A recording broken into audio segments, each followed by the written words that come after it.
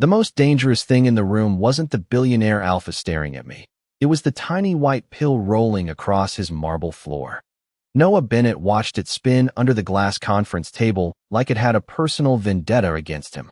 1 second, he had been standing at the edge of Whitmore Tower's 72nd floor boardroom, holding a stack of quarterly reports and pretending he belonged among people who wore watches worth more than his rent. The next, his messenger bag had slipped from his shoulder, the zipper had betrayed him, and the small orange bottle he kept buried under gum wrappers, receipts, and emergency granola bars had bounced out in front of 12 of the most powerful alphas in New York. It hit the floor with a plastic clatter that somehow sounded louder than thunder. Then the cap popped off. Then the pills scattered. Because apparently the universe had woken up that morning, stretched, cracked its knuckles, and chosen public humiliation as a hobby. Noah froze so completely, he forgot how knees worked. Around him, the room went silent. Not normal silence. Not awkward elevator silence. This was predator boardroom silence, the kind with Italian leather chairs, a skyline view, and people who could ruin your life before lunch. His fair skin went cold beneath his collar. His fingers tightened around the reports until the pages bent. He could feel every eye move from the pills to him, then back to the pills, then back to him again. Like everyone was quietly connecting dots he had spent 3 years hiding with fake paperwork and drugstore deodorant. Suppressants. Omega suppressants. Emergency strength. Off-label. Absolutely not approved by human resources suppressants. Noah's entire career, identity, and fragile plan for surviving capitalism lay scattered across the floor in tiny white circles. Fantastic. Amazing. 5 stars. No notes. At the head of the table, Alexander Whitmore did not move at first. He did not lean back like the older alphas. He did not smirk like Grant Whitmore, his cousin and the company's chief financial officer, who suddenly looked as if Christmas had arrived wearing a lab coat. Alexander simply stared at the nearest pill. He was annoyingly perfect in the way billionaires and magazines always seemed fake until one stood 12 feet away from you in a charcoal suit. Silver blonde hair swept back, pale blue eyes sharp enough to slice clean through a lie. Noah hated that his brain noticed any of that while his life was actively catching fire. Alexander rose slowly. The chair made no sound. Of course it didn't. Even his furniture had discipline. He walked around the table, each step measured, controlled, too calm. Noah wanted to explain. No, he wanted to disappear. Actually, he wanted the floor to open, swallow him, and provide a modest studio apartment underground where nobody said the word Omega ever again. Alexander crouched and picked up one pill between 2 fingers. His expression changed so slightly that Noah almost missed it. Almost. The coldness cracked. Not with anger. With recognition. With fear. Alexander turned the pill toward the light, reading the faint gray imprint stamped across its side. Behind him, Grant's smile sharpened. Well, Grant said softly, this is unexpected. Noah's mouth opened, but no sound came out. His scent blocker suddenly felt useless against his skin. The air in the room seemed thinner, brighter, wrong. Somewhere below, traffic moved through Manhattan like nothing had happened.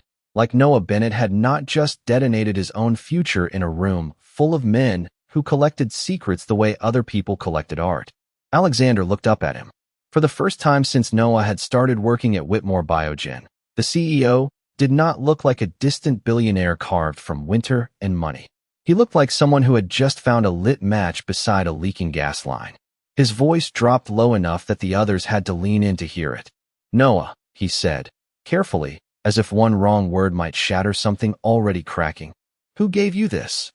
12 hours earlier, Noah Bennett had started his day by lying to a mirror. Not a dramatic lie. Not the kind with orchestral music and thunder outside the window. Just a small, exhausted, toothpaste foam on his chin kind of lie, whispered into the cracked bathroom mirror of his 600-square-foot apartment in Queens while the radiator clanked like it was trying to escape. You are fine, he told his reflection. His reflection looked pale, sleep-deprived, and deeply unconvinced. Noah rinsed his mouth, dragged a hand through his soft brown hair, and reached for the orange bottle hidden behind a stack of allergy medicine. 1 pill. 1 glass of tap water. 1 more day pretending his body was not built with a truth the world liked to turn into a label, a limitation, a risk assessment form. Omega. The word sat in his head like a locked door. He had spent 3 years not opening it. At Whitmore Biogen, his employee file said beta. Stable. Uncomplicated. Low risk. Perfectly employable on executive floors where alphas made decisions about other people's lives while pretending it was leadership instead of control with better lighting. Noah had not lied because he wanted to trick anyone. He had lied because rent in New York did not care about dignity, because his mother's medical bills still arrived with cheerful little due dates, and because Omega candidates were almost never placed near high-level research contracts. Human Resources called it environmental compatibility. Noah called it nonsense in a blazer. By 7:15, he was on the subway with his messenger bag wedged against his ribs, trying not to make eye contact with a man eating egg salad out of a plastic container at an hour when society should have had laws. By 8:03, he was walking into Whitmore Tower, a 75-story monument to glass, steel, and rich people's belief that ceilings were optional. The lobby smelled like polished stone, imported coffee, and money that had never once worried about overdraft fees. Noah flashed his badge at security, smiled like a normal beta employee, and stepped into the elevator with 2 analysts, 1 attorney, and Alexander Whitmore. Of course, because apparently the universe enjoyed rehearsal before disaster. Alexander stood near the back, tall and still in a charcoal overcoat, reading something on his phone with the expression of a man reviewing either quarterly earnings or an assassination attempt. His presence changed the elevator. It always did. Conversations became quieter. Postures straightened. Even the floor numbers seemed to climb more respectfully. Noah stared at the doors and tried to become furniture. It almost worked until Alexander said, "Mr. Bennett." Noah's soul briefly left his body, checked the weather, and considered not returning. "Good morning, Mr. Whitmore," he said, too quickly. Very professional. Extremely beta. Absolutely not panicking because the most powerful alpha in the company had remembered his name. Alexander looked up from his phone. His pale blue eyes moved over Noah's face for half a second, then paused at his collar, where Noah had dabbed an extra layer of scent blocker before leaving home. "You are early."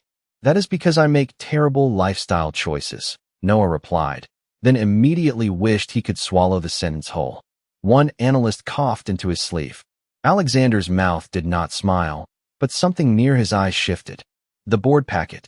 Printed, sorted, color-coded, and emotionally damaging, Noah said, lifting the stack in his arms. "Excellent," Alexander said. The elevator chimed at the executive floor, and Noah escaped before his mouth could commit another felony. He spent the next 4 hours running reports, fixing slides, dodging Grant Whitmore's oily compliments, and telling himself the strange warmth under his skin was just stress. It had to be stress. It could not be the pill. The pills always worked. They had to work. Then Grant stopped by his desk at noon, set down a fresh coffee he had not asked for, and smiled like he knew where every bone was buried. "Big meeting today, Noah," he said. "Try not to drop anything important." Noah laughed politely, because that was what people did when powerful men made jokes that sounded like warnings. He did not drink the coffee. He was not that stupid. But when he reached into his bag an hour later to check the suppressant bottle, the cap felt slightly loose. Noah stared at the loose cap for a full 5 seconds, which was about 4 seconds longer than any normal person should stare at a medication bottle in a supply closet while holding 3 binders and 1 rapidly. Collapsing sense of security. He twisted it shut, then open, then shut again, because apparently his survival strategy had become performing magic tricks for himself with office supplies as witnesses. The pills looked the same. Small. White. Boring. Innocent in the way suspicious things were always innocent right before they ruined your week. He told himself the cap had loosened because his bag was a disaster zone. He told himself Grant Whitmore did not have the time, reason, or cartoon villain energy to tamper with an assistant's private medication. Then he remembered Grant smiling over that untouched coffee and saying, "Try not to drop anything important," and his stomach folded itself into a very anxious paper crane. By 2:45, the executive boardroom was already full. The city gleamed behind the glass walls, all sharp sunlight and tiny yellow taxis 72 floors below. Noah placed folders at each seat, checked the presentation screen, adjusted the water glasses, and tried to ignore the warmth creeping under his skin like a summer fever wearing expensive shoes. It was not heat. It was stress. It was too much coffee he had not even drunk. It was the conference room thermostat, which rich people apparently kept set to tropical betrayal. Alexander entered last, and every conversation straightened its tie. He took his place at the head of the table, calm as winter, while Grant settled 2 seats down with that relaxed little smile. Noah increasingly wanted to report to a priest, a lawyer, and possibly pest control. The meeting began with numbers. Beautiful, harmless numbers. Revenue projections. Clinical trial timelines. Regional expansion plans.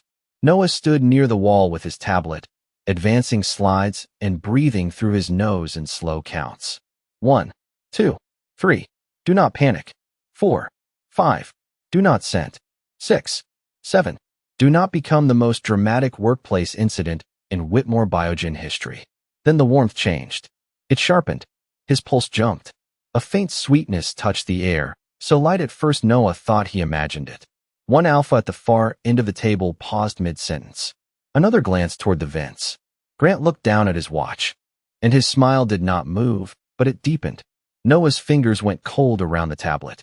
No, no, no, no. The suppressant was not muting anything. It was peeling back every careful layer he had built. Alexander's gaze lifted from the report and locked onto Noah. Not confused. Not fooled. A muscle tightened in his jaw. He knew. Maybe he had always known. The room shifted in tiny, awful ways. Chairs creaked. Pens stopped tapping. Someone cleared his throat twice. Noah's scent blocker, the expensive one he had bought with grocery money and blind optimism, might as well have been a paper umbrella in a hurricane. The presentation screen flickered to the next slide without him touching it. His tablet slipped slightly in his hand. Grant leaned back and said, far too mildly, "Mr. Bennett, are you feeling all right?" Every face turned. Noah opened his mouth to say yes. Fine. Perfect. Stable beta employee reporting for corporate usefulness. Instead, the room tilted half an inch to the left. Alexander stood so quickly his chair rolled back against the carpet. In the meeting, he said. Grant blinked with theatrical surprise. Alexander, we have investors waiting on these figures. End it. The temperature in his voice dropped 10 degrees. Noah would have admired it if he had not been busy trying to remain upright through sheer spite. Then he saw the small black camera light above the side display glowing red. Recording. It had not been on when he set up the room. His heartbeat thudded once, hard. Alexander saw where he was looking. Then he saw the camera too. For the first time, real anger crossed his face, fast and bright, and gone almost immediately, locked behind control. Grant spread his hands. Surely there is no need for drama. Noah laughed once, a thin, panicked sound that absolutely did not help his case. Great, he whispered. Wonderful. I am the drama. Alexander stepped between Noah and the boardroom table, blocking him from every stare in the room. His voice was low, steady, and no longer addressed to the executives. It was only for Noah. Do not move too fast. Breathe with me. Noah wanted to argue, because being told to breathe by a billionaire alpha during a possible pharmaceutical ambush felt deeply offensive on principle. But his lungs listened before his pride did. Alexander turned his head slightly toward security. Locked down the 72nd floor. Medical privacy protocol.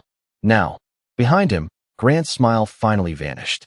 The lockdown hit Whitmore Tower like a glass bell dropping over the sky. One moment, the boardroom was full of expensive voices pretending nothing was wrong, and the next, every door on the 72nd floor sealed with a soft electronic click. Red privacy lights glowed above the exits. The city kept moving beyond the windows, bright and careless, while Noah stood behind Alexander Whitmore with his tablet clutched to his chest like it could defend him from biology, billionaires, and whatever disaster Grant had just gift-wrapped for him. You cannot lock down an executive floor over one assistant feeling faint, Grant said, smooth as cream left too long in the sun. Alexander did not even look at him. Medical privacy protocol applies to every employee. How noble. How legal, Alexander replied. Noah would have laughed if his throat had not felt too tight for sound. His skin felt warm, then cold, then strangely hollow, as if his body could not decide whether to panic or file a complaint. The scent in the room was still faint, but faint was enough. Faint could ruin him. Faint could turn 3 years of careful paperwork, early mornings, late trains, skipped meals, and pretending into one humiliating headline. Hidden Omega found on executive floor.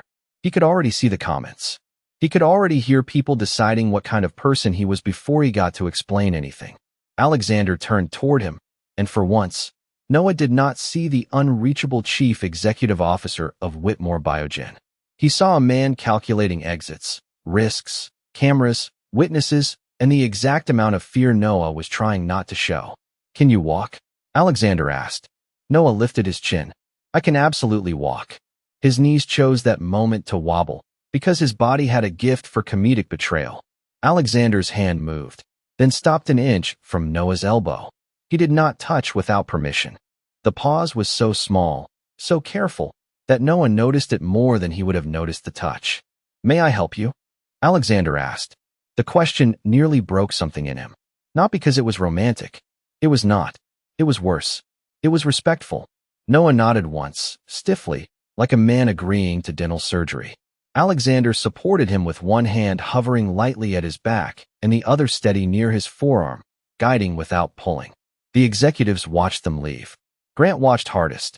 In the hallway, the overhead lights had dimmed into emergency mode, turning the marble floors silver and unreal. Security officers stood near the elevator bank, facing outward, not looking at Noah. That helped. He hated that it helped. "Where are you taking me?" he asked. "Omega Recovery Suite." Noah stopped so fast Alexander had to stop with him. "Absolutely not." Alexander blinked. "It is a medical room. That is what rich people call terrifying rooms after hiring a branding team. It has a nurse call station, hormone stabilizers, filtered ventilation, and a blanket warmer." Noah stared at him. "You think blanket warmer makes this sound less suspicious?"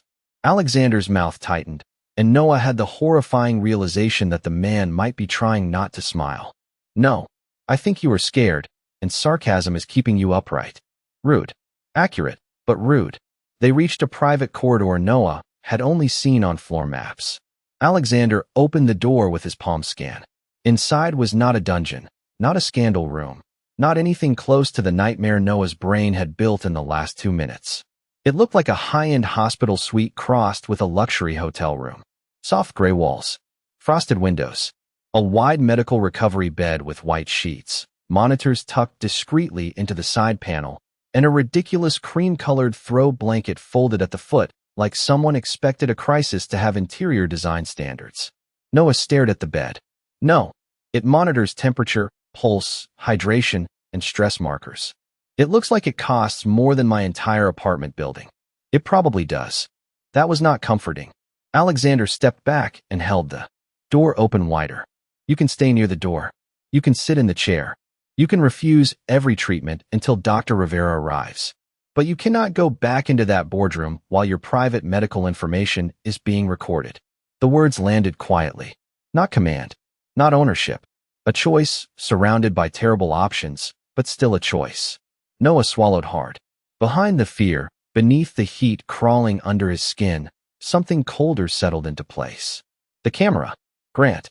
The loose cap on the bottle. This had not been an accident. He walked into the suite on his own 2 feet, because if someone had built a trap around his body, he was done being the only person in the room too ashamed to look at it.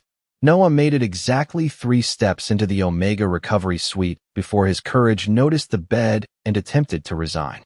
The room was too quiet, too clean, too expensive. The kind of expensive that did not announce itself with gold or chandeliers, but with silent air filters, hidden medical panels, and a beige armchair so soft-looking it probably had better health insurance than he did. At the center of it all sat the recovery bed, wide and white and waiting under a soft pool of ceiling light. Noah hated it immediately, not because it looked threatening. That was the problem. It looked gentle. It looked prepared. It looked like rich people had studied fear, hired consultants, and decided fear should come with temperature-controlled sheets. "I am not getting in that," Noah said. Alexander stood by the door with both hands visible at his sides, as if he had already guessed every bad thought sprinting through Noah's skull wearing tiny sneakers. "You do not have to." Noah pointed at the bed anyway. "That thing has rumors. Most medical equipment does not have rumors.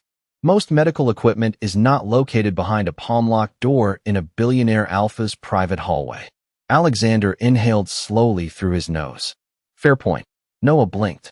He had expected denial. A command. A cold little speech about protocol. He had not expected fair point. It was deeply inconvenient when terrifying men became reasonable. It gave the panic nowhere dramatic to go.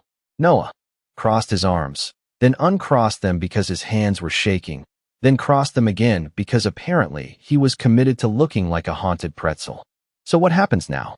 You put me on that bed, slap a non-disclosure agreement on my forehead, and tell everyone I had a vitamin deficiency. No, a stress episode? No, seasonal allergies with corporate consequences? Alexander's mouth twitched. Also no. Then what? The question came out smaller than Noah wanted. It hung between them, thin and embarrassing. Alexander's expression softened, barely, but enough to make Noah look away. Dr. Elena Rivera is on her way. She is an independent ABO physician, not a Whitmore employee. She will explain every option before anything is done. You can refuse treatment. You can ask me to leave. You can call someone you trust. Noah laughed once. That list is short and emotionally underfunded. Then borrow my attorney. I beg your pardon. Her name is Marisol Chun. She terrifies the board. You would like her. Noah stared at him, trying to decide whether the stress had made him hallucinate a billionaire offering him a lawyer like other people offered gum. Before he could answer, the monitor beside the bed gave a soft chime. Noah flinched so hard he nearly stepped into the decorative plant. Alexander did not move toward him. He only glanced at the screen. Your heart rate is high. My heart rate has excellent reasons. Yes. Stop agreeing with me. It is making it harder to dislike you. This time Alexander almost smiled. Almost. It vanished quickly when someone knocked on the outer door. 3 firm taps. Noah went still. Alexander's shoulders changed, the calm narrowing into something colder. He opened a wall screen near the door. Grant Whitmore appeared on the security feed outside the private corridor, flanked by 2 legal officers and wearing sympathy like a designer coat. Alexander, Grant called through the intercom, voice smooth and polished. The board is concerned. We need a statement from Mr. Bennett before this becomes a compliance issue. Noah's stomach dropped. Compliance issue. 2 words that could make a person sound less like a person and more like a misplaced file. Alexander muted the intercom. Noah looked at him. He is going to say I lied. You did lie. The words should have hurt more, but Alexander said them without judgment, like stating the weather. Noah swallowed. Because the truth would have kept me out of every room that mattered. Alexander held his gaze for a long second. I know. Outside, Grant knocked again, louder this time, though still polite enough for witnesses. Alexander turned the privacy lock from amber to red. The corridor sealed with a soft click. Noah stared at the door, then at the bed, then at the tiny sensor bracelet lying unopened on the side table. His fear tried to name the room a cage. But the door was locked against Grant, not Noah. That difference was small. It was also everything. Alexander picked up the bracelet and held it out on his open palm. This monitors your vitals. It does not restrain you. Noah looked at the device, then at the man holding it like a question instead of an order. And if I say no, then I put it down. Noah hated how much his eyes burned. You are very annoying for a villain. I have been told I lack theatrical commitment. Against every instinct screaming for escape, Noah reached out and took the bracelet himself.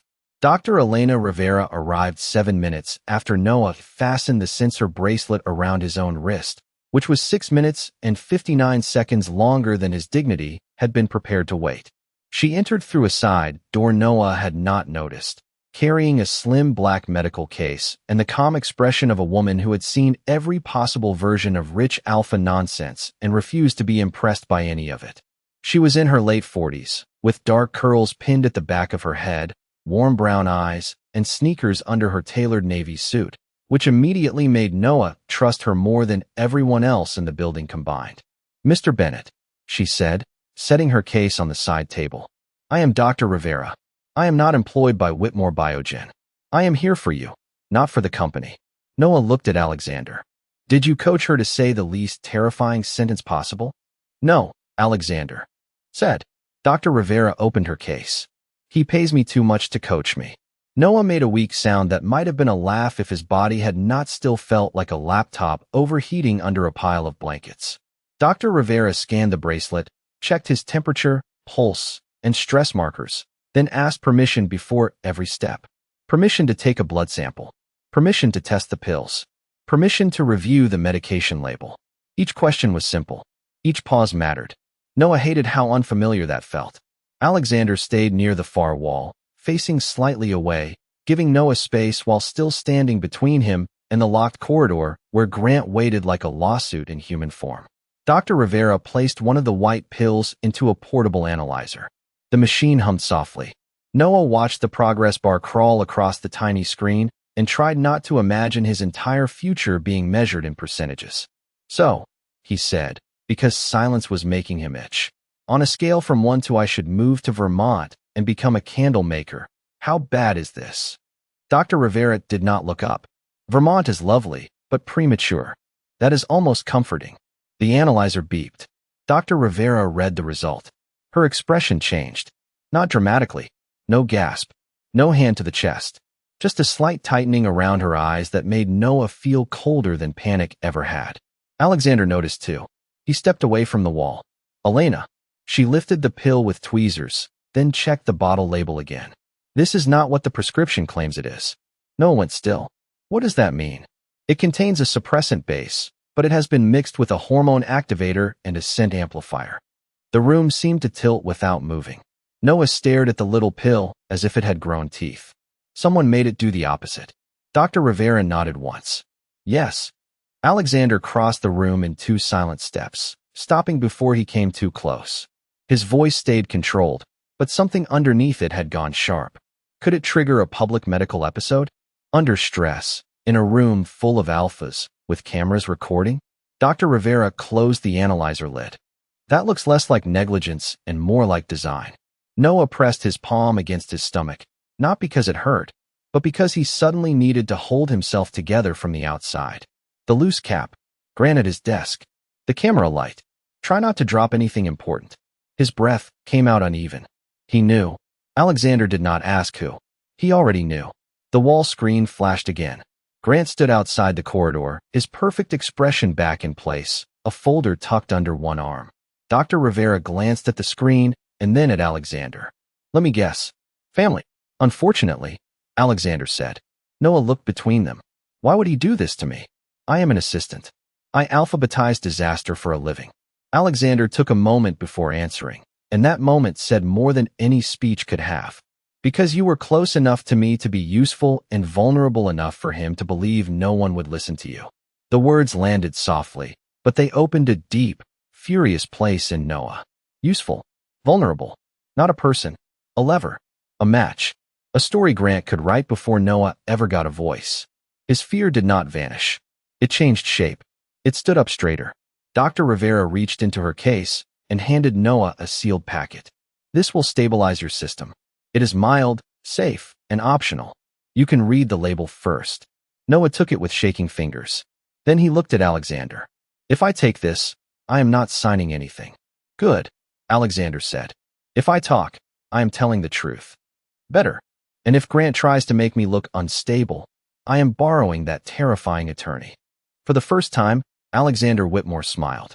It was small, brief, and unfairly human. Marisol will be delighted. Outside, Grant raised his hand to knock again. This time, Noah did not flinch. Grant knocked again, and this time the sound did not make Noah shrink. It made him angry in a clean, quiet way that surprised him. Fear was messy. Fear rattled the bones and turned every thought into static. Anger, when it finally arrived, walked in wearing polished shoes and carrying a clipboard. Noah looked at the wall screen, at Grant Whitmore standing outside with 2 legal officers and a folder that probably contained 12 pages of ways to make Noah disappear while using the phrase mutual understanding. Dr. Rivera handed him a paper cup of water and the sealed stabilizer packet. Only when you are ready, she said. Noah read the label twice, because trust was not a light switch, and he was not about to become a motivational poster about learning too late. The medication was mild, temporary, and clearly marked. He took it, swallowed, and waited for the ceiling to stop feeling like it was floating 3 inches too high. Alexander stayed near the door, one hand resting beside the lock panel, his body angled between Noah and the corridor. Not looming, not crowding, just there, like a wall that had decided to have manners. You cannot keep them outside forever, Noah said. I can keep them outside long enough. Long enough for what? For you to decide what you want to say. Noah laughed softly, but it came out thin. That is new. Alexander glanced back. What is? Someone caring what I want to say before deciding what I am useful for. The words landed harder than Noah expected. The room went still around them. Even Dr. Rivera looked down at her tablet, as if granting privacy by force of will. Alexander did not answer right away. He looked toward the frosted window, where Manhattan blurred into silver light and moving shadows far below. When he spoke, his voice had changed. It was still controlled, still careful, but the cold had stepped back from it. My mother was an Omega, he said. Noah went quiet. Alexander's eyes remained on the window. My father treated that as a legal category before he treated it as a person. He used contracts, medical opinions, family pressure, private doctors, every respectable tool powerful people use when they want control to look like concern. Noah's hand tightened around the paper cup. No shouting. No dramatic villain confession. Just a man describing a beautiful house where every locked door had probably been called protection. Alexander continued. She smiled in public. She hosted charity dinners. She wore pearls and thanked people for asking how she was. At home, she kept a list of places she wanted to visit if she ever had the choice. Maine in October. New Mexico at sunset. A little bookstore in Portland that served hot cider. His mouth curved without humor. She never went. Noah did not know what to do with the ache that opened in his chest. Alexander Whitmore was supposed to be simple. Rich. Cold. Untouchable. A man easy to resent from a safe distance. But grief made him look younger somehow, as if the perfect suit had been built around an old wound. Is that why you believe me? Noah asked. Alexander finally looked at him. I believe the evidence. I protected you because no one protected her. That should have sounded noble. Instead, it sounded exhausted. Noah looked at the locked door, at Grant waiting beyond it with his folder and his smile, and something inside him clicked into place. Maybe he had spent years trying to survive by being invisible. Maybe invisibility had felt safer than honesty. But people like Grant counted on that. They built traps out of shame and called the silence consent. Noah set the empty paper cup on the table. His hands were still shaking, but not enough to stop him. Open the door, he said. Alexander's expression sharpened. Noah, not for Grant. For Dr. Rivera, for your attorney, and for a camera that we control this time. Dr. Rivera's eyebrows rose in approval. Alexander studied him, searching for weakness, or fear, or a reason to refuse. Noah lifted his chin. He wanted a helpless Omega in a private room. Give him a witness with medical proof and a statement. For one breath, Alexander only stared. Then he reached for the intercom. Marisol, he said, calm as winter returning to the room. Bring a recording team to the recovery suite. Mr. Bennett is ready to speak. Outside the door, Grant's smile slipped again. Noah saw it on the screen, and for the first time all day, he smiled back. Marisol Chun arrived like a storm that had passed the bar exam, small, sharp-eyed, and dressed in a black suit so precise it made the corridor look underprepared. Two security technicians trailed behind her with a company camera, an evidence tablet, and the terrified posture of men about to record something. Legally explosive. Grant's sympathy cracked the second he saw her. This is unnecessary, he said. Marisol smiled without warmth. That is often said by people who prefer conversations without records. The lock light turned green, and the suite door opened.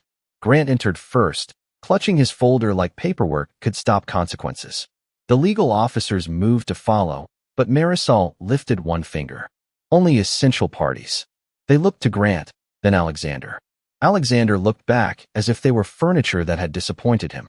They stayed outside. Noah stood beside Dr. Rivera, pale, exhausted, the sensor bracelet still on his wrist, but steadier than Grant expected. The stabilizer had cooled the reaction, leaving behind anger and a strange, ringing clarity. Grant used his softest voice. Noah, we are all concerned. It may be best if you rest and allow senior leadership to handle the statement. Noah nodded. That sounds reasonable. Grant relaxed. Fatal mistake. Noah looked into the camera. It also sounds like something you would say if you wanted to describe my life before I did. Marisol's mouth twitched. Grant laughed gently. You are upset. No one blames you for hiding your status. I am not ashamed of being an Omega, Noah said, his voice shaking but not breaking. I was afraid of what powerful people would do with that information. Today proved I was right. Dr. Rivera placed the analyzer report on the tablet. Mr. Bennett's pills were chemically altered. Suppressant base, hormone activator, scent amplifier. Under stress, this could create a visible medical episode. Grant's face cooled. Chain of custody? Logged from the moment you retrieved the pill from the boardroom floor, Marisol said. Video confirms it. Noah turned to him. The boardroom camera was activated before the meeting. My bottle cap was loosened after you visited my desk. You warned me not to drop anything important. Grant smiled thinly.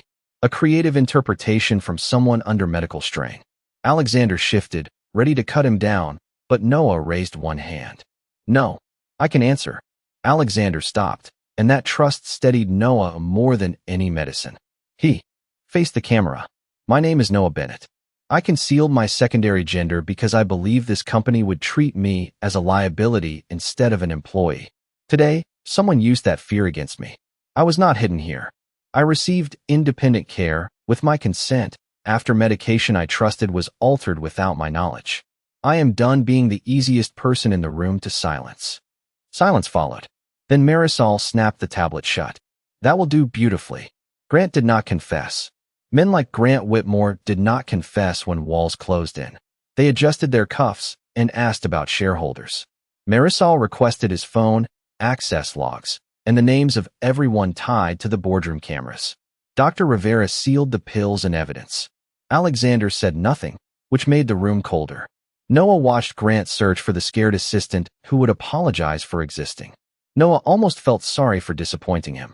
Almost. Security did not drag Grant away. They escorted him to a conference room under legal supervision, less cinematic and far more satisfying. By evening, the lockdown lifted, the board postponed all votes, and Noah sat on the recovery bed wrapped in a ridiculous cream blanket because betrayal apparently made people cold. Sunset softened Manhattan into gold. Alexander stood near the open door, not blocking it. Noah noticed immediately. Rivera says you are stable, Alexander said. Fake, but I'll accept it. Noah touched the sealed pill bottle. I hated being an Omega. Not because of what I am. Because of how fast people decided what it meant. Alexander answered carefully. You deserved better rooms than fear gave you. Noah looked up, hating how hard he was to hate. What happens to my job? Your choice. Paid leave, transfer, return under corrected records, or protected resignation. Marisol is preparing everything. Noah stood. Alexander moved to help, then stopped. Noah saw the respect. He walked into the hallway simply because he could. At the elevator, he turned. If I walk out, will you chase me? No, Alexander said. But I would hope you came back because you wanted to. Noah returned, placed the broken bottle in Alexander's palm, and closed his fingers around it. Then help me find who else was part of this. After that, help me figure out who I am when I am not hiding.